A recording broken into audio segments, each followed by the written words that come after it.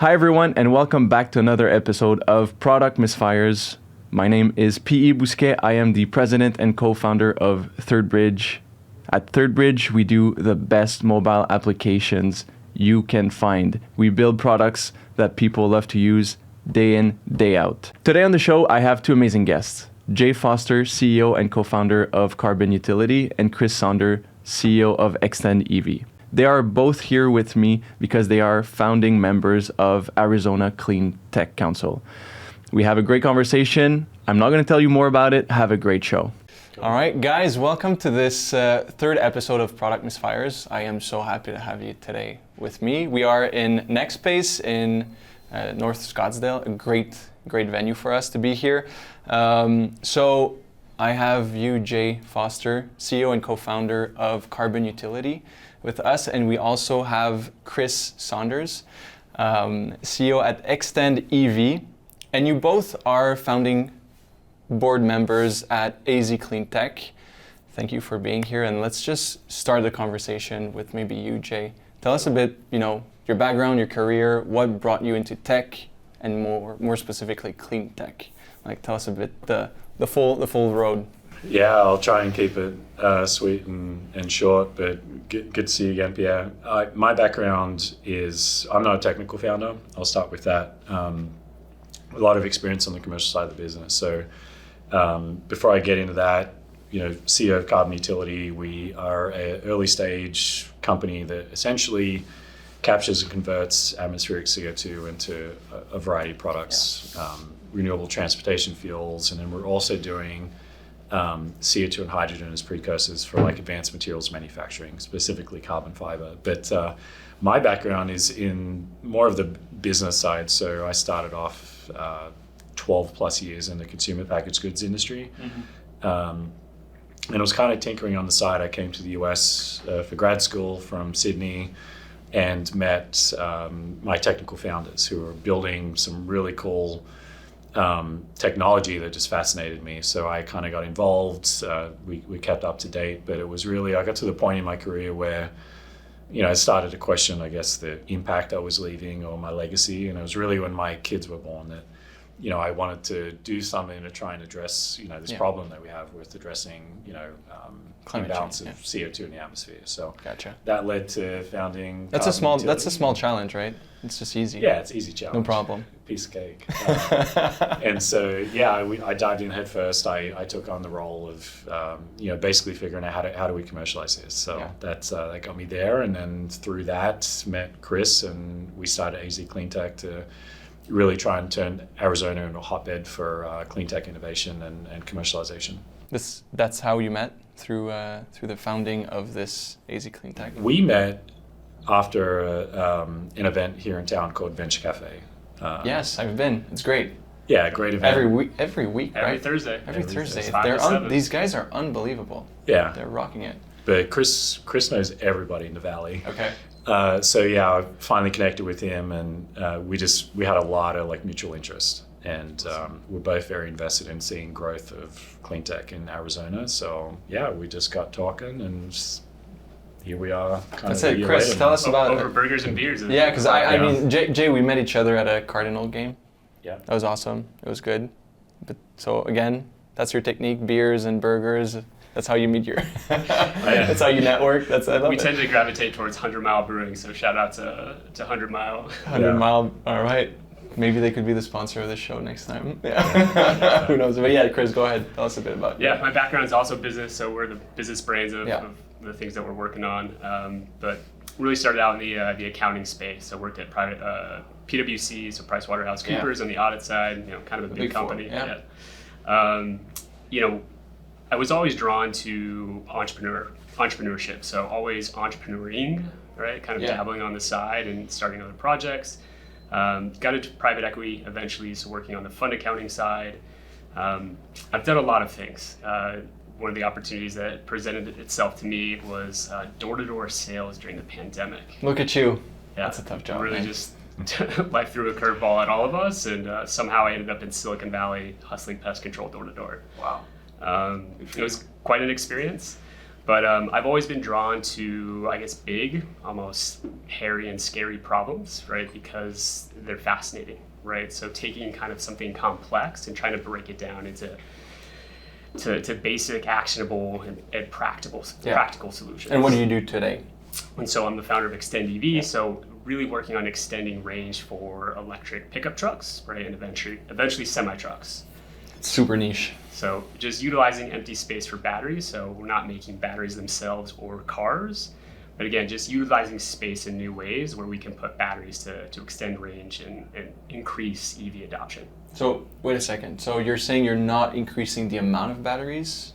We're adding batteries, so essentially we're building a new trailer. So if you imagine a Cybertruck towing a trailer, right, it can't go very far because of that extra weight. Of course. So we're adding batteries. We're basically re-engineering a trailer to be a DC fast charger on wheels. So is your promise to keep the same range as if you weren't pulling a trailer? That's the goal, to really be an offset. So when you get to a destination, you can pull over, charge, but you also just have a battery generator of sorts. So it's universal power, universal charging. That's so cool. Yeah. And tell us about, like, where are you in this journey? Like, do you have a product? Is it working? Is it the start? Are you raising money? Yeah, so picked this up 2 years ago. Actually had the idea back in 2018. It was looking at different opportunities. What was the first pickup truck, EV? The first one? Yeah. To market? Commercially, it was really a Rivian. Yeah. So the Rivian came out, and did that spark the idea from that? No, 2018, I was looking at logistics and delivery, so I spent a lot of time looking at cargo vans and just coming up with new ways to create space. But this idea of how do you connect two systems together to extend range was kind of the initial question that I picked up a couple years ago, and nobody had done it yet. That's kind of cool. So again, today, recently brought on a technical co-founder, so it was solo for a while. So we've got a charging system built in his garage. We got to mount it to some batteries and a trailer. That's awesome. And then we'll have our first proof of concept or prototype. When? We need a little bit of money because hardware's hard. That's the thing. So CleanTech, and we were talking about it, Jay, earlier. CleanTech is extremely capital intensive. What's happening with you right now at Carbon Utility? Yeah, so 2024 has been a pretty good year for us. We hit a bunch of key milestones this year. Specifically, we got our first issued patent, which is huge. Obviously, in this space, being able to protect and defend IP is like pretty important. We also got our first purchase order. It's huge. Which is actually, funded through the Air Force. So doing some of that downstream conversion to advanced materials manufacturing. And then we're also shipping our pilot to Arizona. So it's currently in the United Kingdom. I think the initial development cost of that was, give or take 1.8 million. So it's a carbon capture system that's housed within a 20-foot shipping container. It can capture, give or take 50 kilograms of CO2 per day. So not a huge quantity, but certainly much bigger than like a bench scale reactor. And then we produce, give or take 3 kilograms hydrogen as a byproduct. And then we have a separate reactor which converts CO2 and hydrogen into fuels. So these are two different containerized systems. So it's a pretty good starting point. And then our goal for next year, starting in very early Q1, we're going to be doubling the size of that system once it arrives. So that's crazy. Because when I look at your website, I see like this container with like fans. Yeah. And is this the actual PO you got? Like you're shipping these containers with all the technology to capture the carbon? Yeah, so not quite. So the image you saw, that's a nice rendering of our commercial scale Gen 2 module. Our system as it works today, basically all of the engineering works the same, all the physics of it. Yeah. But we actually own and operate our own equipment. So we generate revenue through the sale of outputs. So the Air Force isn't funding the build out of like a DAC module. They're funding us to essentially produce sustainable carbon fibers made using CO2 and hydrogen for like materials testing. So yeah, if we pass aerospace application grade for carbon fiber, it could lead to a much larger contract. So did your PO consist of actually just buying the carbon from you? Is that the carbon fiber rather? Exactly. Okay, so it's the byproduct of what you're actually doing through pulling the CO2 out of the air. Yeah. Correct? It's crazy. To your point though, with the CapEx side of things. We have to finance, build, and operate all of our own equipment Before getting to that point. before getting to the point where we can sell the output. So yeah, it's capital intensive. That's insane. What brought you to start that business, that specific business itself? The carbon fiber side, or No, just carbon utility. carbon utility? Yeah, correct. Yeah, I mean, just started to focus a lot on sustainability. Yeah. And starting to look at some of the challenges, particularly decarbonizing like industrial supply chains. And it's a hard problem to crack because you've got these unavoidable, hard to abate emissions. So think of our kind of overdependence of fossil fuels for transportation fuel use, products manufacturing.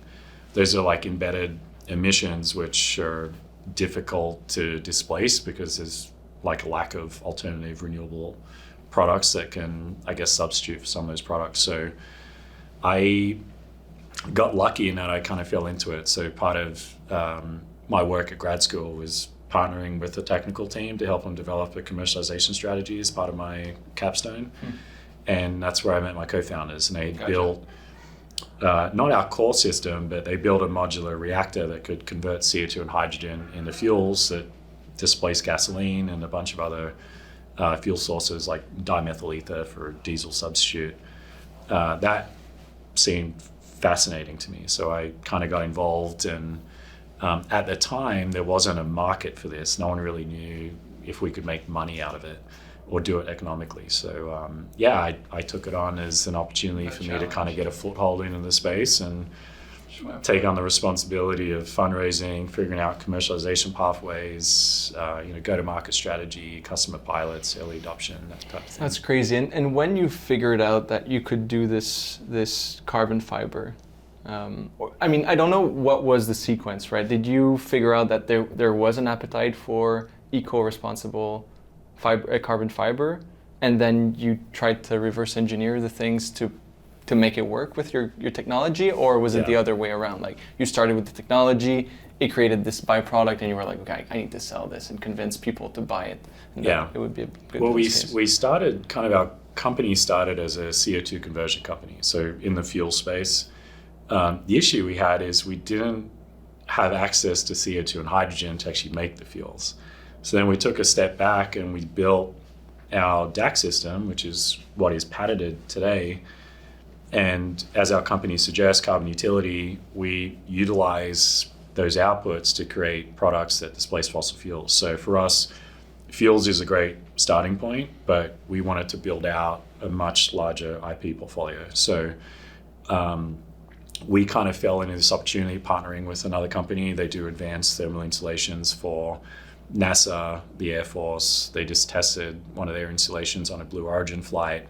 They were contracted by the Air Force to make carbon fiber within the US, and particularly silicon carbide fiber. Okay. They partnered with us because they wanted a localized, sustainable source. And we'd already kind of developed a pathway to take DAC to fuels to advanced materials. And so we kind of fell into this great opportunity where we're able to partner with another firm that already had kind of Air Force relationship and contract to now be the provider of a sustainable carbon fiber product. So yeah, we kind of like happy accident fell into it. Sort of pivot along the way and just figure it out. Yeah, but it all starts with direct air capture and hydrogen generation. So our core product is there, and then we do DAC to fuels, and then we convert. It's not as easy as just taking CO2 and making carbon fiber. We actually start with fuels, and we utilize that renewable methanol to then make carbon fibers. So it's we like to think of it as just a further iteration of our existing IP. Yeah, it's one step further. Exactly. That's really cool. We want to talk about misfires, right? That's the show, and it's all about lessons learned and probably mistakes that you guys have done. Kris, what comes to mind when you think about misfires with your company? Like what happened? Like, is there something that you feel like you've done and you're like, whoa, okay, that didn't work, and that you could share, maybe something that you learned? Yeah, always. First thing that comes to mind is the last 10 years of entrepreneuring, right? Yeah. And all the conversations, all the different ideas, the hopeful co-founders, right? So I've got a whole list of recommendations to people these days when it comes to that search process. But when it comes to Extend EV, I picked this up 2 years ago and found, a great engineer on Upwork of all places. There you go, Upwork. I haven't had a lot of success before, but kind of found somebody with a perfect background, and it was just a simple question: can I connect two electric battery systems together, right, to extend range? And comes back 10 hours later. It's like, yeah, it's possible. Well, okay. That is so cool. And I mean, just like a sidetrack here, what made you go on Upwork to find a co-founder? That's crazy. I've never heard that. Yeah. So I didn't look for a co-founder. I just needed somebody smarter than I in the engineering space, right, to validate the concept, right? Is this possible? And then work from there. And so, that was... And it just clicked and he became your partner. Yeah, it was actually 2 years ago. And so we had worked through a couple of additional, expanding kind of the scope. And so, from November 2 years ago until basically like up until the end of the year, right, the holidays, I kind of got a sense of like, hey, maybe there's a path towards bringing you on as a co-founder. Yeah. He eventually got cold feet, and I kind of sensed that was coming because I've been through this, many times before. But, it's not an easy path forward, right? And when you're working with a lot of engineers, that come from academia or have very, stable jobs, or have, ease and flexibility, it's hard to convince somebody that, it's not even convince, right? It's just, does somebody have that drive to do something big, crazy, and potentially change the world? Well, they're more risk averse as well when you're dealing with Absolutely. technical folks. So. For sure, because, would you say that it's because they have so many other options, or a lot of demand for their expertise? Why would you say they're more risk averse in your perspective? To me, I think it's just mindset. I went into civil engineering before I went into business school, and it's because I thought I wanted to design, build, engineer buildings, highways, aqueducts, that type of thing. It wasn't until I actually got to work in the engineering field, I was like, this is not for me. I think what I want to do is actually build companies and products and teams, less tangible things, right? So I think from an engineering perspective, it's risk. Is this actually going to work? Is it going to make money? They calculate too much. Exactly, yeah. So that's a short way of putting it. Yeah. Yeah, I just think it's a risk tolerance thing, and yeah, they do. They got plenty of options. So there's not enough engineering talent out there, particularly for good engineers, and they've got a myriad of options. Just working for a big conglomerate, you can make a great income, great life. So yeah. How did you convince your technical co-founder? We knew each other for about 8 years before I convinced him to start a company. Gotcha. The trust was so, I had to they had to, I guess, find confidence that I was the right person to partner with that could actually take this to full commercialization. And so, it's pretty risky. I mentioned my background's in consumer packaged goods. It's, how do I convince two engineers that I'm the right person to scale a carbon capture and conversion company? But I think they saw, one, my conviction, two, I was putting in a lot of work and hours without asking for anything in return. And, it was just a long process. So I also have, an engineering background to a degree. So I like to think I'm slightly better at math than the average salesperson, and kind of use that to my advantage as well. Makes sense. Yeah, so I wanted to ask you guys also about the common misconceptions that people may have about clean tech, right? So maybe you could start, Kris, with EVs, right? What are maybe things that people tell you, maybe investors even, that are completely misconceived about your industry and clean tech in general? Yeah, I think there's a couple of ways to approach that question. From the consumer side, there's a lot of friction, and I can't drive 500 miles. Well, most trucks, or even EV, regular cars can't drive 500 miles. So, we're at the early innings of EV adoption because infrastructure isn't quite as convenient, right? Yeah. And so my co-founder loves to ask the question, would you rather drive 500 miles or charge in 5 minutes? from a practicality standpoint, charging in 5 minutes reduces cost for EV adoption, right? So we'll spend a lot more time investing in faster charging, not making cells, right? That's a very expensive process. And the networks are not there, so. The networks aren't there. So the vision for Extend EV was to electrify long-haul transport. So putting batteries underneath the empty space of semi-trailers, connecting that to the semis, right, to extend range. And again, spacing out the amount of infrastructure needed reduces overall capex as it increases adoption. So, that's really probably the biggest misconception of, oh, well, you can't go as far as a regular car. Not yet, right? We used to carry around gas cans in trailers when you go camping. Absolutely. That's where we're at today. There you go. I like that. I like that image. And I'm from Canada. Our EV network is insane, and I took it for granted. Coming down here, Electrify America is not great. They're down half the time. What's up with that, man? Right. So our solution, right, starting with a cargo trailer, right, box trailer, is you carry around your own gas tank, right, or there your you own go. power, right? So you don't have to hope that you can find a working charging station. Yeah. Amazing. What about you? What are misconceptions about carbon capture? Man, I'm sure it's a long list, right? Yeah, it is not necessarily a misconception, but we get the question a lot: is it even required in the first place? When we talk about carbon capture, it is the point of last resort for kind of climate, not necessarily adaptation, but certainly reaching net zero emissions. I think the issue is most people think it's just a technology problem, that once we figure out the tech, then we're going to be able to get to scale, but it's not that. So a lot of investors that talk to us today, they want to know, are you at cost parity with existing fossil fuels?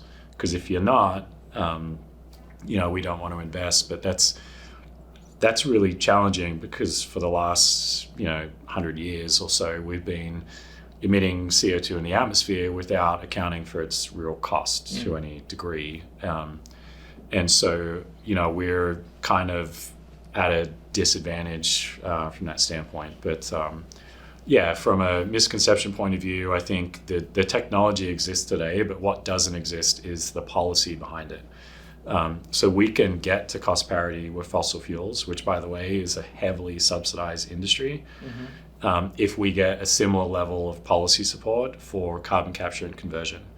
So starting to put an actual price on carbon to some degree, and I'm not talking about like a cap and trade system or a tax, so to speak, but providing some of the back-end incentives to help us reduce costs in the same way the solar industry expanded, back in the early 2000s. The solar industry wouldn't be where it is today without heavy investment from the US government through federal subsidies. So we see that as a similar pathway for DAC.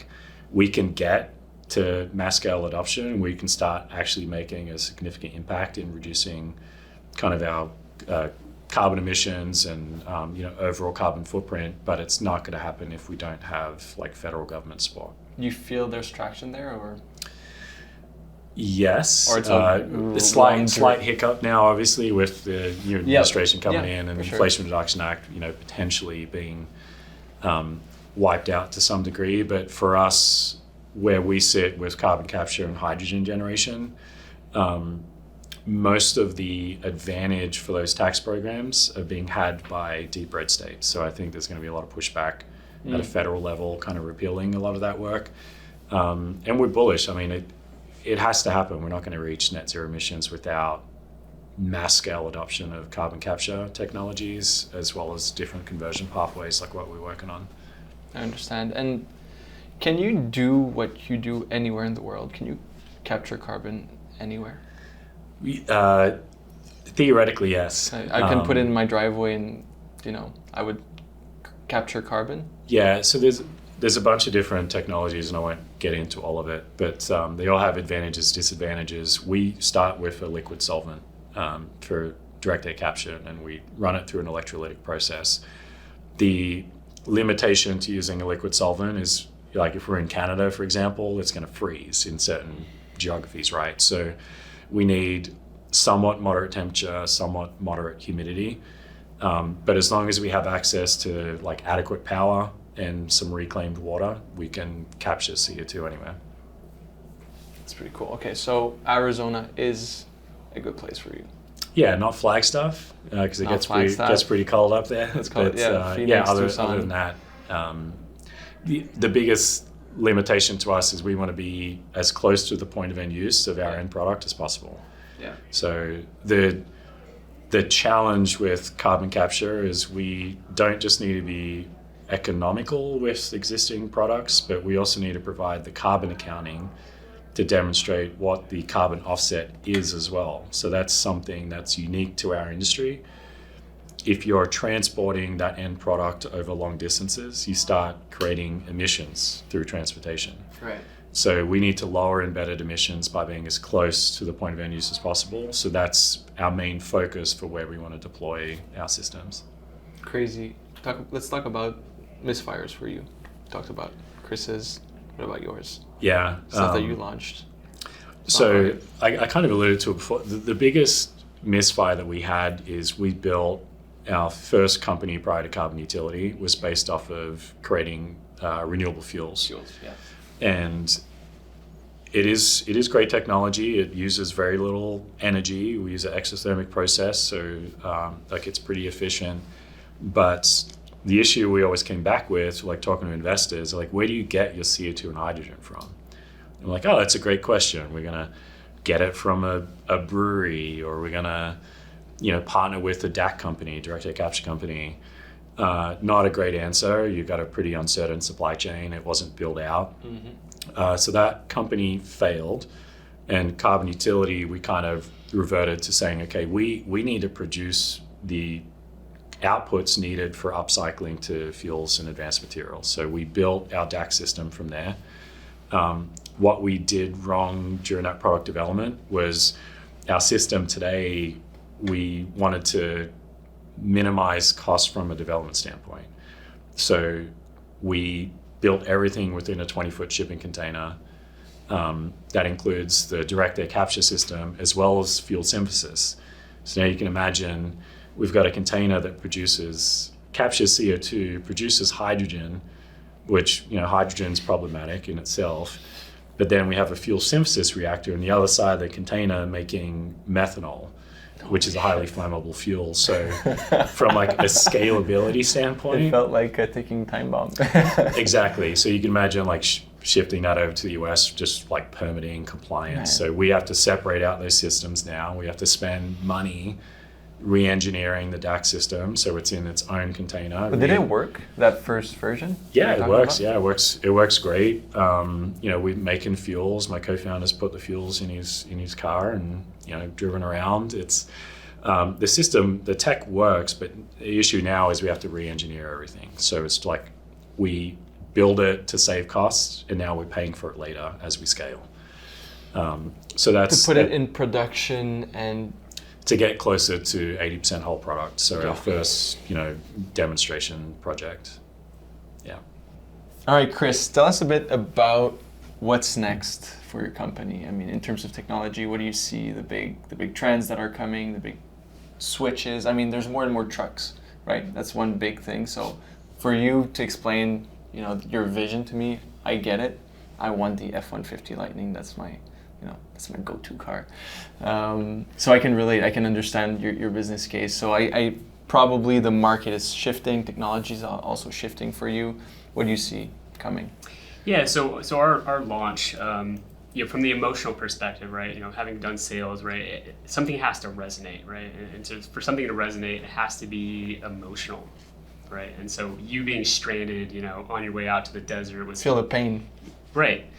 So using that marketing, but also making it translatable to businesses. So think solar companies, again, a very relatable industry, even roofing companies, but also taking that to governments, right? And so different cities and municipalities, especially in California, they have mandates coming.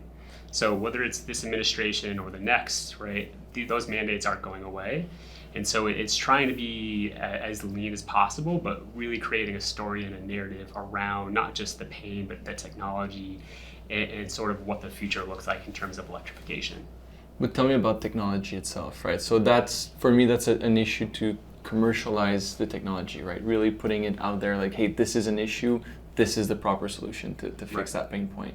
In terms of tech, are batteries changing quite a bit? You know, you're extending the battery pack itself, putting it in like a trailer, for example, and I'm sure there's probably different ideas that you have as well to where to put the batteries, but you have this trailer, you have this truck.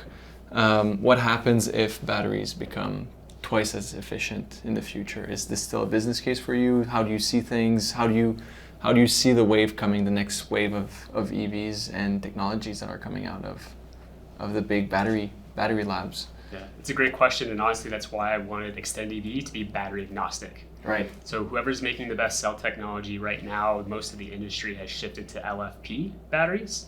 Right, so different form factor, different pros and cons, but we're getting away from the cobalt, manganese, right? Some of the sourcing concerns, right, around mining in other countries, right? So LFP is going to be a lot more sustainable, but whoever's making the best battery cells, right, we want to make better battery packs, right, for our specific use case. Now, some of the extra technology complications or challenges are really in that live charging system and getting an OEM vehicle to accept new software and hardware, right? So that creates a little bit of tinkering or hacking, if you will, to figure out how do we get the systems to talk to each other and hopefully get some of the OEMs to play ball down the road. Yeah, how is that going right now, these conversations with the OEMs? Are you having them, or we're not having them yet? We know that they're coming, so we'd rather figure out the solution. So realistically, we see we'll have to provide some sort of extended warranty, on some of the trucks, but there's also an opportunity to create a new business model where we potentially, own and lease out the truck and trailer. Yeah. So again, reducing friction. U-Haul could use your tech. Potentially, they're here in the backyard. Yeah, they're here, right? Yeah. That's pretty cool. And I mean, your analogy that you said earlier of that, that fuel can that you bring out, it doesn't it still applies even though you have the biggest fuel tank in your truck, right? It's still something that you're happy to have in your truck in case of whatever, like if you go camping, even though you do have a lot of capacity, having that extra offset is really it's really good. I've got an Anchor battery pack in my backpack, right? That's it. It's exactly. You don't. That. I mean, you have outlets all day, but you still have it just in case, and that's massive. And so, just thinking about kind of where we're at in terms of EV adoption, thinking about gas cans, right? Like, we're going to surpass the curve that it took. If you actually look at history, it took us a long time to go from tubes of gasoline, you couldn't measure it, so you didn't know how much you were getting. Like, we're going to supersede that in a very, very short amount of time compared to the timeline of gasoline and gas stations. Yeah, it's crazy. And how do you feel about some states? It's not the case in Canada, but sometimes we hear a lot of issues with energy down south. Is this something that you, working with Jay, who's going to fix the fuel issue and the carbon issue? Like, do you see EV getting slowed down because of the lack of energy to charge them? I see the EV slowdown happening more from just a wave of issues that have come up, right? So if you think back to 2020, we had, the world shut down, we had supply chains disrupted, we had chip shortages, right? We had fully built cars with no chips. But as things started to come back, we had inflation, right? Cars got more expensive. Mm-hmm. The big OEMs went through, what's the word I'm looking for? Spacing. They had sorry. All good. Spacing here. But it's the moment where Carvana made a lot of money. I didn't know if they were going to make it. But they had, there was just a number of things that happened in the EV space. And then, the demand, with interest rates and the incentives and uncertainties about, the Inflation Reduction Act, the EV trend will get slowed down, but I think it'll come back or at least be a part of the mix. I don't think we're going to fully eliminate ICE vehicles, right? Yeah. So there's going to be a mixture of plug-in hybrids, fully electric. It's just going to depend on the use case and the consumer. All right, Jay, what's next on your end in terms of technology advances for carbon capture? Yeah, our big goal once our kit arrives from the UK, is rebuilding it into our Gen 2 system. So we're doubling the capacity of what it can do today, a minimum of 2x, but likely even 3x. When you say they're coming back from the UK, what does that mean? So we're shifting our commercial prototype from UK to Arizona. Okay. And so we're going to be scaling that up. I mentioned it does around 50 kilograms CO2 capture per day, but we want to do at least 100, if not more, kilograms a day, so we can actually do some customer demonstrations here in Phoenix, Tucson, just Arizona in general. Yeah. That's part of it, increasing capacity, but also we're re-engineering it to be more efficient, which is crucial because we're trying to drive down costs. But I think beyond the actual technology standpoint, we're executing on our Air Force contract. So we want to do a really good job on that, so we get a much larger purchase order. That's going to be really important to us. But again, you need to build all the infrastructure to get to that point. We do, yeah, and we're self-funding it, ourselves to a degree, using non-dilutive funding. But we are also going to be raising around, which is going to be really important, so we can bring on new technical teams. I'm kind of a one-person shop as it relates to business development. And so I need some support as well. So that's going to be kind of our core focus for next year. But yeah, we've got big plans. I mean, we want to be proving pathways to CO2 hydrogen utilization, renewable fuels production, as well as this carbon fiber pathway with at least one customer demonstration in each of these fields.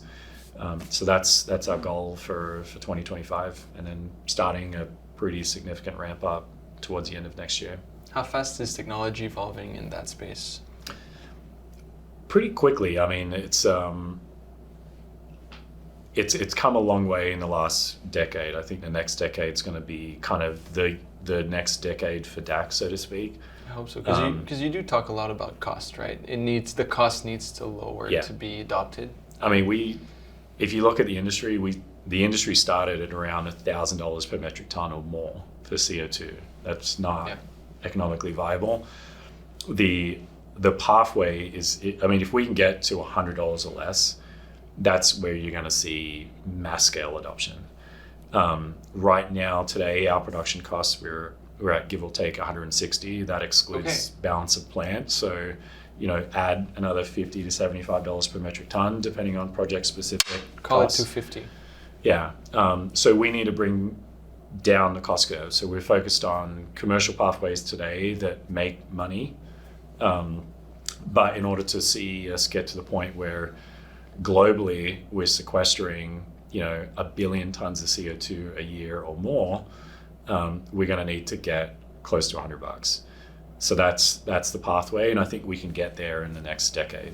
With tech or with, like you said, commercial path? With tech, and it's going to be incremental improvements upon what's out there today. You've got sorbent-based systems, solvent-based systems, electrochemicals, what we do, cryogenic. There's a bunch of new pathways being developed for DAC, but they're all, give or take anywhere between $200 and $600 per metric ton, give or take. So I think we're going to see incremental improvements, but it's going to come through deployment. Like we have to scale the technology today, regardless of what the cost is. So going back to solar was really expensive, 2 decades ago, but it was heavily subsidized by the federal government to the point today where it's significantly cheaper to build a solar farm than it is to build a new natural gas facility.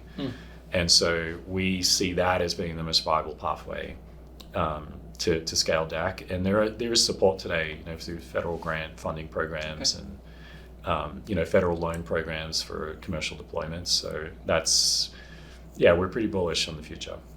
There's going to be a bit of both, right? So technology that's going to keep bringing down the cost through efficiency. Yeah. And ideally, we get our governments to support us and give those subsidies. And who knows? Maybe someone's going to build some new technology that wipes the floor with everything that's out there today. But the biggest cost consideration is the cost of electricity. So we need 100% renewable electricity to claim carbon neutrality. So we're paying for renewable energy that's more expensive than conventional energy supplies. That cost curve is going to come down as well. So it's not just technology improvements, it's reduction in cost of solar, wind, nuclear, you name it. That's going to be really important, and an expansion of the grid. So we're going to use a lot of energy. AI and data centers are going to use a lot of energy. We need to see like a 2 to 3x expansion of the grid capacity today within the US, and that's also going to be part of the equation. It's huge. And I mean, here in Arizona, you feel like there's a lot of sun, a lot of solar farms. I didn't see that much. I mean, I saw...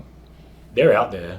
I hope. I feel like you guys could power the US alone out here. Yeah, But there's the lowest solar energy prices in the country here in the Southwest. The issue with solar, obviously, is that it produces a lot of power when the sun's out, and it doesn't produce a lot when the sun's not. So yeah, we need expansion of long duration battery storage technologies to help kind of supplement that. yeah.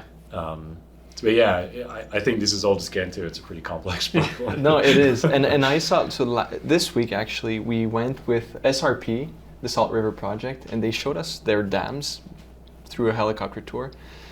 And they said that, they're basically building batteries with basins on top of mountains, where the extra energy that they get during the day, that is not consumed for the day-to-day, they're using it to pump water up in those basins, and then at night they just let them go back down, and they use hydroelectricity to use that. So I'm like, there's a lot of clever people trying to fix that problem that's massive.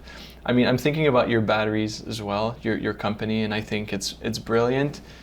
Is cost a big problem? I'm seeing a lot of subsidies in your environment as well, but then you hear business leaders like Musk saying we don't need subsidies in our industry, we should stop it.